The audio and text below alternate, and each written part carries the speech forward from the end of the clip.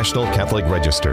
This is Register Radio, bringing light and clarity to the news and topics that affect your life.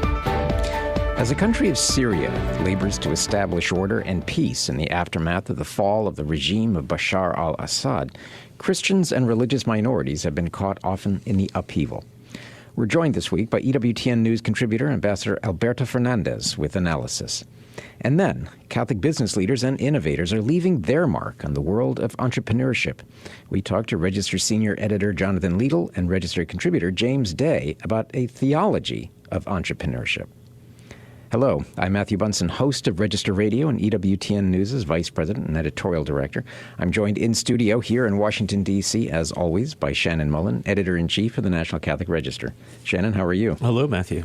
I look forward, before we wrap up our show today, I want to hear about what we've got in the print edition, so let's remember to do that. Absolutely. But let's start with Syria.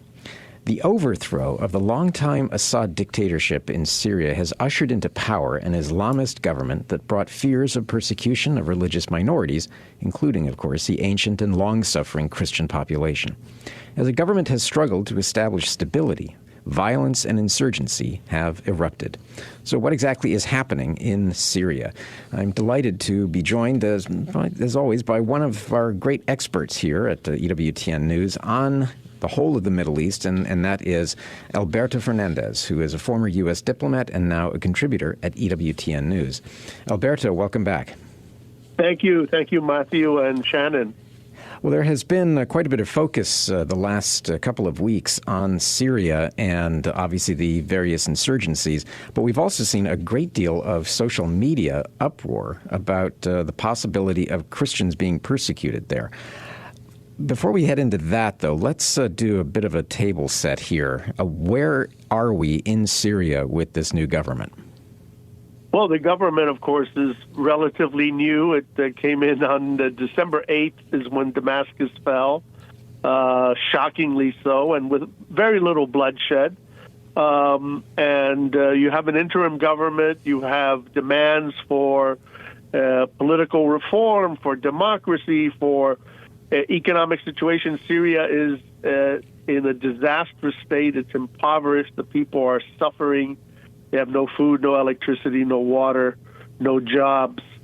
So the government's trying to do what it can, and of course it has a huge ideological burden as well, given its makeup.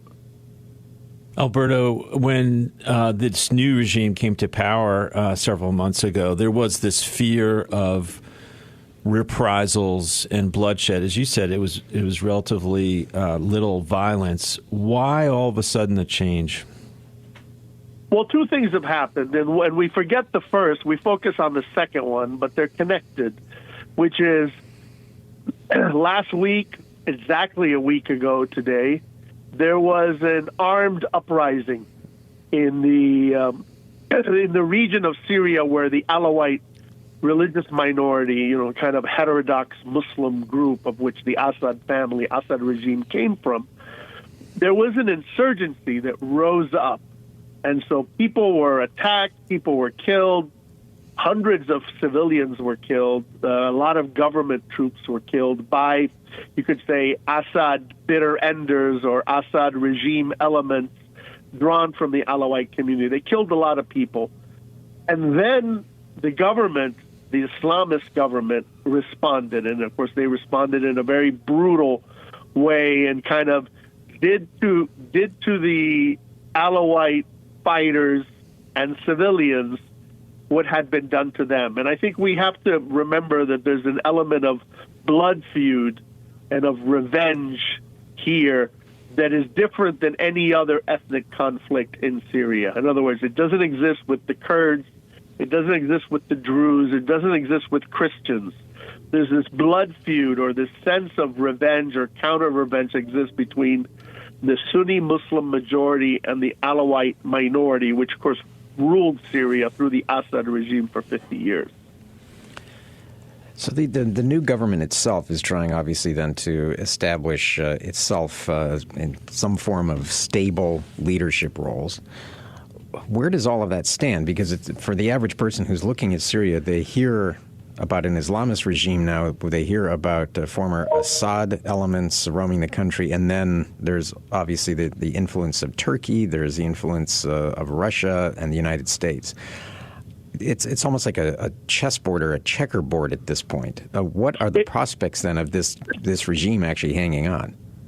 Well, it's a chaotic situation, and what the regime is trying to do is to control as much as it can the situation. That's why, for example, you had an agreement with the Kurds this week, and they're close to an agreement with the Druze in the south. But it's always been, and this has always been the risk that people like myself and others pointed out early on. It's a regime that is an Islamist regime, and that's not a surprise. That's not hidden. But it also doesn't control all the forces on its own side. So, for example, some of the units that seem to have committed the worst atrocities against Alawites are units directly connected to Turkey, funded, and they were basically owned by Turkey, and the Turks used them against the Kurds. So when the conflict erupted last week, those units were moved from the north to the conflict area, and these guys behaved like they behaved against Kurdish civilians, murdering civilians, looting and robbing, and just kind of misbehaving. So what is the situation then facing Christians in this evolving and potentially very dangerous set of circumstances? Well, if you follow directly the church leadership, the bishops and the patriarchs and archbishops and what they've said, Christians were not directly targeted as Christians, which I guess is a small consolation. Near the area of conflict, there are Christian villages that were untouched. In fact, there's a large Christian area not far from the conflict called the Valley of the Christians, Wadi al-Nasara, and that area was completely untouched. But Christians in the conflict zone were caught up, and depending on who you follow, 8, 9, 12 Christians were killed. Now, we're talking about several thousand people may have been killed. Some of them were just in the wrong place at the wrong time. Others may have been killed because they're Christians. They may have been martyred indeed. But even if Christians were not targeted, the brutality and the savagery of what we saw last week sends a terrible message to Christians and other minorities in Syria that they are, at risk. Because Christians are going to be asking themselves, okay, these were the Alawites. There's kind of bad blood between the Alawites and the Sunni Muslims. But who's to say that tomorrow the same jihadists that were turned against them are not going to be turned against us? Alberto, over the weekend, we saw reports inaccurately say that, hundreds, perhaps hundreds of Christians were being slaughtered. Where did those reports come from? And as it turns out, that's not the case, thank goodness. So what was the motive, do you think, in putting that narrative out? Well, the virtual space, the social media space for Syria is one of the most contested and crowded ones in the world, and it has been for over a decade. The propaganda that you saw, for example, that ISIS used was developed in Syria. Propaganda that Iran and Russia used was developed and deployed in Syria over the past decade. So what you had every player that had a role in the Syrian situation from their own point of view kind of piling on. So, for example, you had pro-Kurdish sites highlighting the slaughter in Syria to kind of say, we should hold on to our weapons, right? Look at these guys. You had the Iranians and other supporters of Assad highlighting the massacres, right? And kind of exaggerating and always adding, Christians and Alawites, as if Christians were being killed by the hundreds, which they weren't. Pro-Israeli sites, anti-Islamist sites, of which there are a lot in the Middle East and in the West. And of course, there are regimes that don't like the interim government in Damascus. They're scared that not so much that the Islamists in Damascus may fail, but that they might win. And if they win and you have a viable working Islamist alternative to the other dictatorships in the region, that's a risk. That's a risk to Gulf states, it's a risk to Jordan, that's a risk to Egypt, etc. What is the risk, for example, here in the United States, of that propaganda influencing our foreign policy towards Syria? Well, I mean, it's a problem. I tell you, it's a thorny problem because hundreds, if not thousands, of innocent people were just killed in Syria.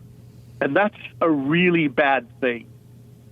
But it's not helpful if it's presented in a false way, right? So we need to be alarmed about the situation in Syria without being hysterical, because we want to preserve the Christian communities in Syria. We want to help them. We certainly want to pressure the government in Damascus to treat Syrian Christians well and to treat to be tolerant and to be respectful of other religious minorities. So it's kind of the boy who cried wolf syndrome, except that a really bad thing happened, just not the thing that a lot of people were pushing. Yeah, you've mentioned the various Christian leaders in the region. In your piece at ncregister.com, In Syria, Real Massacres, Phantom Killings, Constant Threats is the name of your piece. I encourage everyone to go to ncregister.com to read it. But you also have a statement from the Latin Bishop of Aleppo, Hannah Jalouf, in which he issues his support for the Syrian state against those trying to destabilize the country. In a broader sense, what role can these Christian leaders have in the future of Syria? Well, first of all, one has to recognize that with the exception of Lebanon, Christians are dependent on a non-Christian regime, right? And so Christians are always going to have to make deals or kind of find ways to find some kind of working relationship with whoever is in charge. So that's why Bishop Jalouf's, statement is important. He's supporting the government. He's supporting the Islamist government. What would people expect him to do, right? He's not going to support the Assad regime, which doesn't exist anymore.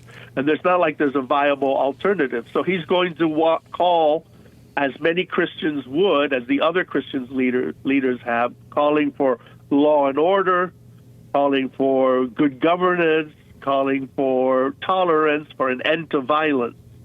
If Syria has a truly functioning state, that should give security to Christians. That's the hope, anyway.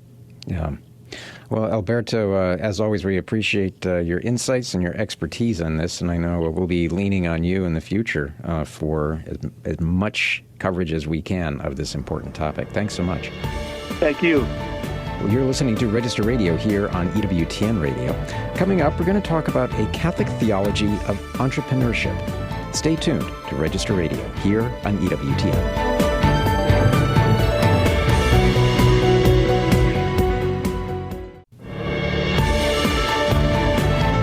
Let's return to Register Radio on EWTN. And welcome back. I'm Matthew Bunson.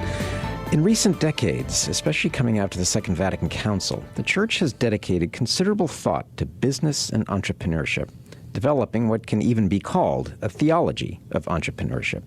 The Register has taken a very long look at the Church's teachings on this subject, but we've also met up with some of the foremost and interesting Catholic entrepreneurs, business founders, and executives who are out there. And Shannon, what was the brainchild for this? I think one of the things that we want to do at the Register is expand our coverage of business.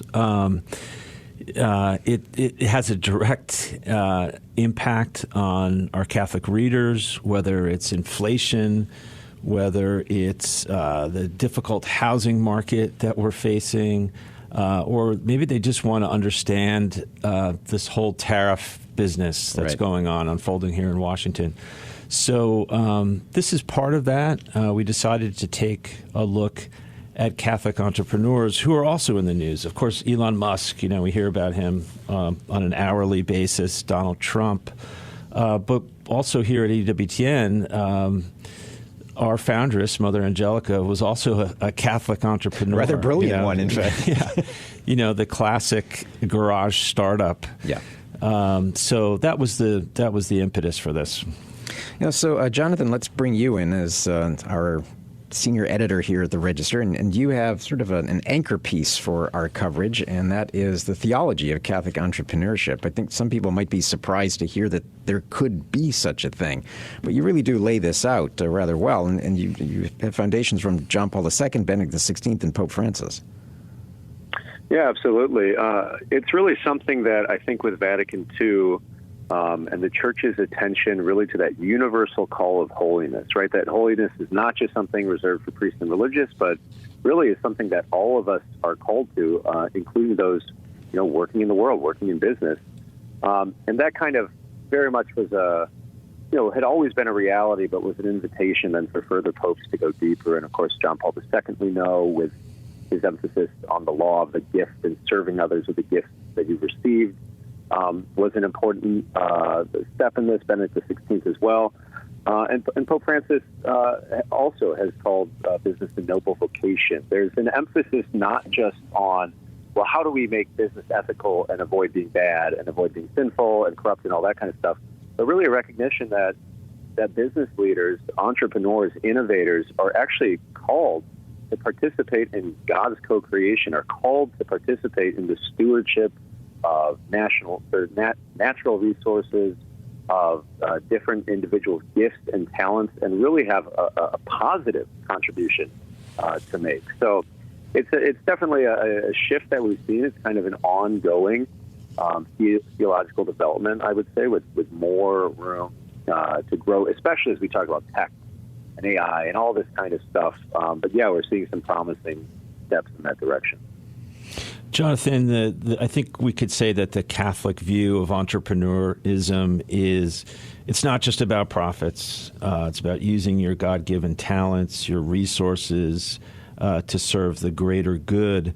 As you talked to these entrepreneurs in your story, what struck you about how they integrate those principles? Yeah, absolutely. I'll highlight one person I talked to, Peter Rex, who has a tech startup down in Austin, Texas, kind of really using some cutting edge technology to sort of disrupt the real estate market and to aid small business owners and things like that. I think what strikes me is that, exactly as you said, Shannon, different people have been given different gifts. And I think we think often that, if you're a serious Catholic and you want to change the world for the good, you want to build the kingdom of God, well, of course, the priesthood, your religious life, if you're called to that, is a beautiful way to do that.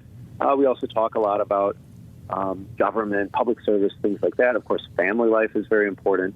But business and really entrepreneurship, which involves creativity and risk-taking and innovation and sometimes looking at things differently, right, than the rest of those normal people do, that has a place too. And so talking to Peter Rex, that was his experience. He went to seminary, right? He was really serious about serving God.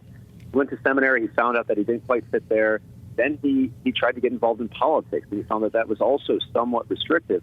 But he has these gifts in these different areas, creativity, innovation, leadership. And it was when he was basically stumbled his way into pursuing these entrepreneurial endeavors that things clicked for him, and he really felt like he was living his vocation out. Not just making a profit, but serving the world by offering, helpful tools that can help people find homes, run their small business. And also, it was really interesting talking about his employees because, he's in Austin, Texas. We're talking about the tech industry. So he's like, most of these people, have not been to church, do not go to church at all. And yet really kind of using Catholic social teaching and its emphasis on human flourishing, really able to kind of incorporate a lot of those principles into the culture in his office. And he's really excited about that. And he's not shy about sharing that he's a Catholic with his employees as well. But one takeaway from all the people I talked to, if I can say it, is just being rooted in Christ, right? Prayer, sacramental life, daily routine, prioritizing those things is something that was underscored by everyone I talked to as essential of serving Christ in the church in this arena. Yeah, and in your discussion with Peter Rex, he mentions, you note, that a great step in the right direction for the church might be canonizing more Catholic entrepreneurs. And I know one of the ones that a lot of people are noticing is Enrique Ernesto Shaw, who's a 20th century Argentinian businessman. And James Day, I want to bring you in to this conversation because I know that you have focused some of your interest on Shaw. And I'm happy to be here, and I'll echo what Jonathan just was mentioning about the integration of the entrepreneurs in the Catholic life. That is what Enrique Shaw embodied. He was an Argentine, and he was only 41 when he died from cancer. I think it's important to note that he died in 1962. So while we often cite Vatican II, rightly so, as being integral in the development of the Catholic entrepreneur idea, Shaw was really doing that before and during the council himself. He was a father of 9, and he really actively sought out church mentors to establish the Catholic social doctrine within his businesses on a very practical level. I didn't actually know anything about Shaw until about 2 years ago. I was producing a show for EWTN television called The Hour of the Lady, hosted by Christopher Pereira of the Tepeyac Leadership Initiative. His guest on that particular episode was John Bakura, formerly of the Bush School of Business. And they mentioned Shaw in this discussion on Catholic professionals. That was the first time I heard of him. So when I was doing the piece on Shaw, who's on the path towards sainthood, the medical miracle just passed the review stage for him. So he's definitely on the way. But I reached out to John Bakura and Christopher Pereira. I said, could you provide a quote on Shaw? That's when I first heard of him, and for this piece that I did. So yeah, he's definitely on his way in terms of becoming more prominently known. But I'll just say also that EWTN has actually been on the forefront of recognizing the importance of the entrepreneur in Catholic life. One of our great partners is, of course, the Napa Institute. And every year for EWTN Television, I'm there as one of the producers for that project. And while I'm there working, I'm a journalist, so I'm listening with one ear what the presenters and what people are saying during the conference. And you can see what Tim Bush is doing and what others are doing and wanting to establish this as a foundational, fundamental element of Catholic life amongst the laity. Yeah, I'd like both of you guys to weigh in on this. What challenges do these business leaders face in balancing their Catholic faith and just the realities of the business world? For Enrique Shaw, he was actually persecuted by Juan Perón, who was in his first term as the Argentine president during a Catholic wave of persecution. And so that was a real element, one of the great things about Shaw is how practical and how his takeaways are so, just tangible. Father of 9, for instance, he practiced what he preached is what I'm saying. So to be a target of the Perón regime shows me that Shaw was on the right track, that he was implementing in a way that was affecting workers on the ground, the Catholic social doctrine in a way that was affecting not only these workers, but was also catching the eye of the government in a way that they didn't like. Jonathan, briefly, we've got about a minute, but what are some of the challenges? It's not all about making profits, but these business people have to succeed. The pressure is intense. Profit sometimes, the word kind of taken in isolation implies greed or selfishness or something like that. But the reality underscored to me by a number of people I talked to, and not all of this made it into the story, is that you need to keep the business going, right? If you have a sense that the business has something to offer the world, right? If you're either providing some kind of, improvement to people's living conditions, you've got employees who depend upon you. You've got people who are receiving your product as well. So I think striking the right balance there is important. Discerning how to have a Catholic workplace, right? What benefits do you offer people? You'd love to offer them, 6 months of maternity leave or something like that. But that can be a challenge, too, when we talk about the practical realities that different entities face. So those are a lot of it. I mean, we talk about a lot of these principles. These Vatican documents are very helpful, but a lot of it is prudence, right, which is practical wisdom. And how do you take these things? And like James was saying, Venerable Enrique Ernesto Shaw did, like, how do you apply it? And that's the challenge. That's what people are trying to do now, and that's what people like that hopefully Saint to be can provide us some inspiration with. Well, Jonathan and James, thank you so much for your work, and we're all looking forward to reading all of our coverage on Catholic entrepreneurship. Thanks so much. Well, Shannon, very briefly, what can we look for in this upcoming issue? Well, we're coming up on St. Patrick's Day. There's a great piece about a pilgrimage site in the northern part of Ireland called Patrick's Purgatory. I think our readers will really enjoy that. All right. Well, that's it for this week here on Register Radio. Remember, for more news, analysis, and commentary, check out the National Catholic Register online at ncregister.com. Thanks so much for joining us here on Register Radio, here on EWTN. Until next week, on behalf of our producer, Michael McCall, Shannon Mullen, I'm Matthew Bunson. Please take care and God bless.